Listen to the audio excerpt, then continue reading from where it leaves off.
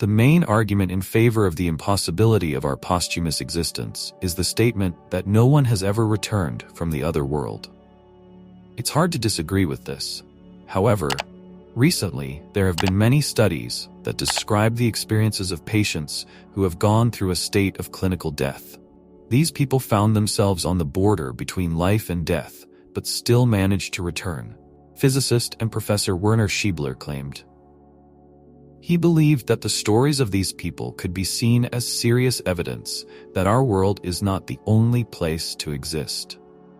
Schiebeler noted that many of those who experienced clinical death and temporarily left their bodies experienced a feeling of freedom, lightness, and tranquility. However, there are other cases where people have gone through completely different, unpleasant experiences. In his scientific articles, Werner Schiebeler described cases when people experienced horror and the feeling of falling into the void. He noted that in most cases, people described the experiences associated with a state close to death as positive. As an example, he cited the story of the famous clairvoyant Arthur Ford. To ease his last days, Ford's loved ones had only a few days left to live. When he was in a hospital room in Florida, he lost consciousness. And a moment later, he felt Ryu above his bed. His body seemed to him like an ordinary object, which he looked at indifferently. He felt incredibly calm, and at the same time he felt that he was both in the ward and in an amazingly beautiful green valley. In this valley, Arthur met people whom he had known during his lifetime, but who had already left the earthly world. Ford was surprised that many were difficult to recognize, as their appearance had changed. Those who died in old age began to look younger, and those who passed away as children looked older. Ford was also very surprised that in the picturesque Green Valley he did not meet the relatives he expected. He later found out that they were in lower realms. At some point, the valley disappeared, and Ford found himself in an unfamiliar building surrounded by strange creatures. He realized that these creatures were discussing his life. One of them noted that he had not fulfilled everything that was intended to be done on Earth. At that moment, Ford realized that he would be sent back to a body plagued by illness. Not wanting to go back, he clung to the doorway, but then it seemed to him that he was falling into the void, and at that moment he woke up in a hospital room, seeing a nurse next to him. Werner Schiebeler warned that one should not think that all experiences on the verge of death bring joy or a meeting with deceased loved ones. In some cases, people experience very unpleasant sensations when some strange creatures begin to grab them and push them, accompanying their actions with terrible laughter and rumbling. As an example of unpleasant near-death sensations, Werner Schiebeler cited the case of art professor Howard Storm. Prior to this incident, Storm had characterized himself as a man who did not believe in God. On July 1, 1985, while on a business trip in the city, he urgently needed surgery. While waiting for medical help, he suffered a clinical death.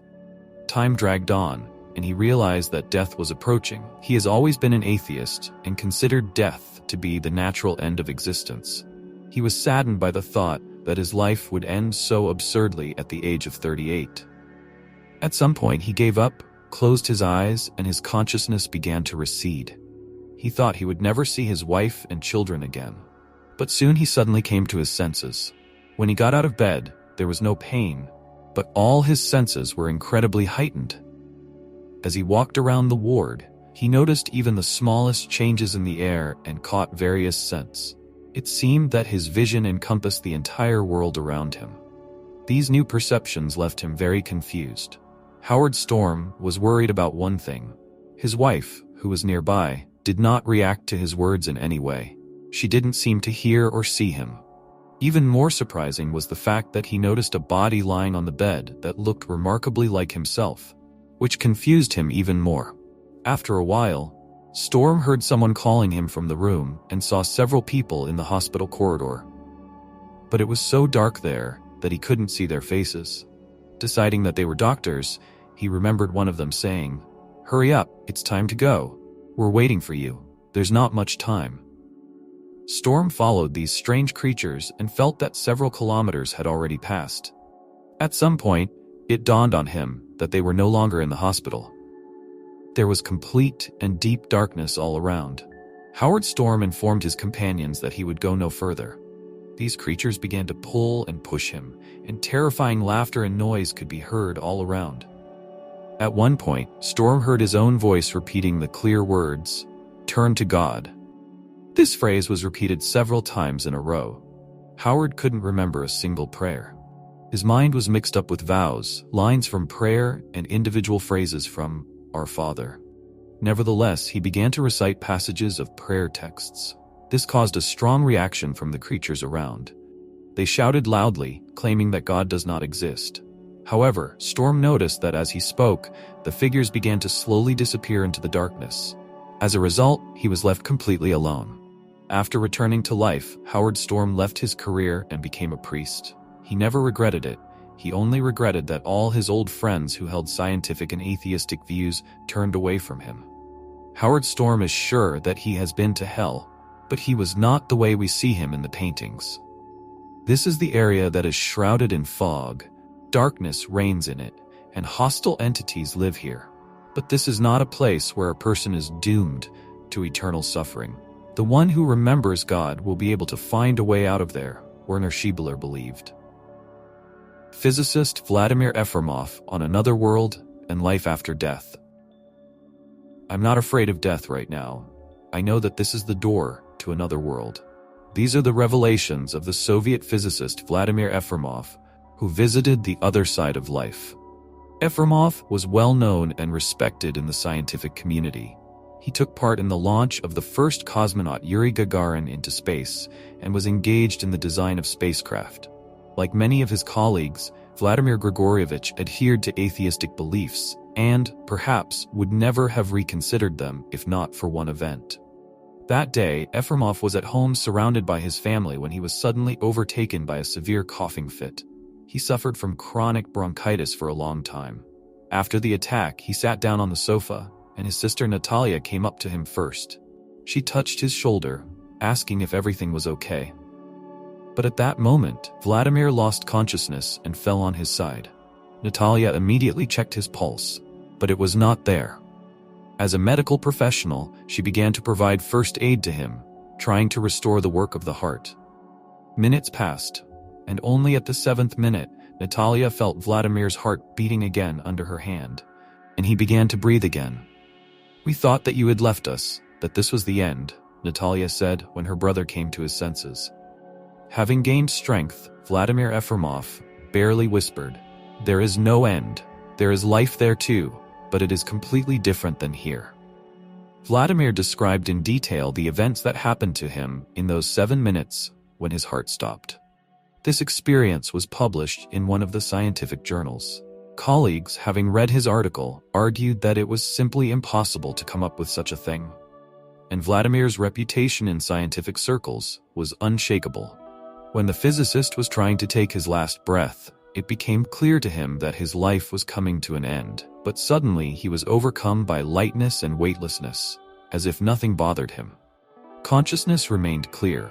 The scientist compared this state with childish carelessness, or the feeling of flying in a dream. It was like he was flying through a giant pipe. Although he could not feel his body, everything around him was clearly perceived by him. He seemed to be listening to what was happening around him. There was no fear or excitement. On the contrary, he was filled with a feeling of deep peace and joy. Everything seemed new and exciting. "My mind was empty," Vladimir recalled. There was no time or distance in this space. The world seemed to curl up into a tube, in which soft light streamed everywhere, casting no shadows on the walls of the tube. Vladimir saw some structures resembling uneven terrain. It was impossible to determine where the top was and where the bottom was. During the flight through the tube, he could reflect, observe, and remember what was happening. "If I am able to think, then I continue to exist," he reflected. The scientist retained control over himself and was even able to return back.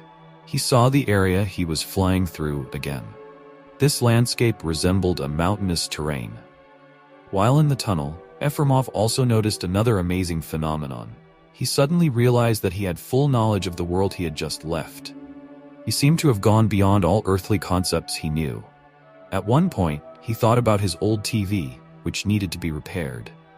Vladimir could see it from all sides at the same time, understood the device to the smallest detail, and even knew where the ore was mined to produce its components. He also learned about the people involved in the creation of the TV, knew their families and personal problems. Vladimir discovered a faulty part in the TV and realized that it needed to be replaced. After returning to life, he regained his strength and decided to repair the TV. Having bought the necessary part, he returned the device to working condition. By the way, this was not the only task that came to him in the tunnel. Vladimir could not improve the design of a cruise missile for a long time. However, during the flight, he saw the entire system in great detail. After returning to life, he successfully completed this project. It is difficult to put into words everything that Vladimir Efremov managed to realize and see in these short moments. As he later said, all the objects in this space were interconnected, and the processes taking place obeyed certain laws. A person could influence the environment with just one thought. Vladimir changed the relief of the tunnel he was moving through and transformed the shapes of objects around him. As a result, he came to the conclusion that everyone sees exactly what they want to see there. That's why the descriptions of people who have survived death are so often different. I was aware that some omnipresent and boundless subject was leading me. This invisible but tangible subject did everything not to scare me. I realized that he was showing me phenomena and problems in their full causal relationship. Although I couldn't see him, I felt his presence very acutely, Vladimir Efremov recalled. For Efremov himself, the state he experienced in this place was a source of incredible joy that surpassed all earthly sensations. Even love and youth seemed insignificant compared to this experience. However, not everything was pleasant. At some point, he felt resistance. It began to seem to him that he was being pulled out like a plant from the soil.